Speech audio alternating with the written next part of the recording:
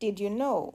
Early European settlers attempted to discredit the Shona-built Great Zimbabwe and other Dzimba sites, saying these sites were built by Arabs, Phoenicians, and even the Queen of Sheba. Well, this week in history, we spotlight the architectural feats of Shona polities that date as far back as the 11th century. Shona ancestors were some of the greatest architects in pre-colonial Southern Africa.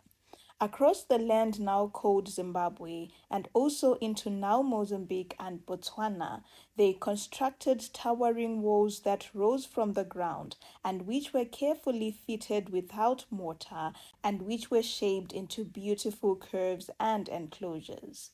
These structures, commonly referred to as Dzamabwe or houses of stone, were not accidents and neither were they created by passing visitors, as archaeological evidence and oral history have proven that they were indeed built by African societies who had both political vision and architectural skill.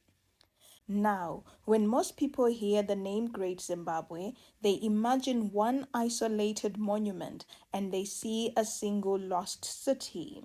But this is far from the larger reality. Great Zimbabwe was not an exception. Based in modern-day Masvingo, the monument rose first as the royal and ritual capital, and between the 11th and 15th centuries, thousands lived within and around its dry stone walls. The kingdom was sustained by gold and ivory, which flowed from the interior to the Indian coast, and which linked the Shona world to Swahili traders and markets in Arabia, India, and China. As the Great Zimbabwe declined, the center of power moved north and the kingdom of Mutapa was born. The kingdom created the Zongombe structures, which are located in present-day Mashonaland Central and are about 10 kilometers from Centenary. And these ruins were the ones that the Portuguese first encountered and wrote about with awe.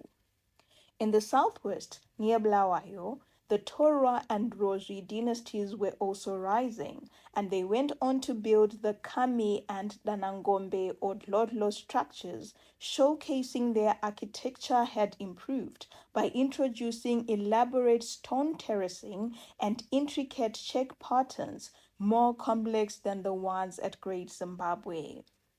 But these were not all. Other Zimbabwe structures created by Shona polities include Naletale, which is situated in Shangani and is celebrated for its refined decorative patterns. There is also the Tsindi and Ziwa ruins in present-day Marondera and Inyanga respectively, which represent earlier phases of stone construction. And there is also the Manyikani and Chibuwene, which extended the building tradition towards the Mozambican coast and the Indian Ocean trade routes. And also, there are the Domboshaba and Bobirwa ruins, which are found in Botswana, amongst many other structures.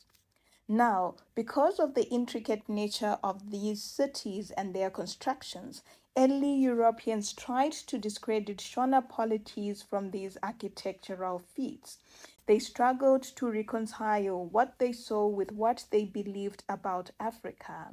Yet instead of questioning their assumptions, they invented explanations that removed African authorship altogether.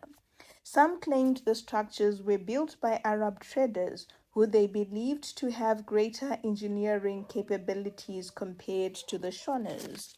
Others attributed them to Phoenicians, imagining ancient Mediterranean sailors planting civilization in African soil. Others still linked the ruins to the biblical Queen of Sheba, and others too believed that a non-African, most likely white population had built these structures and they vanished before recorded history. These theories were shaped less by archaeological evidence but were strengthened by colonial attitudes, which assumed that monumental architecture must have originated from outside Africa rather than from indigenous societies themselves.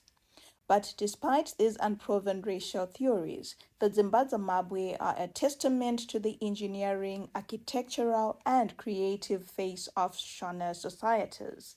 They understood power as mobile and adaptable and even responsive to change because as one capital declined, another emerged. And today, across the country, these walls stand as silent witnesses to a history that was nearly stripped away from its honors. Now, before I go, I would like to hear from you.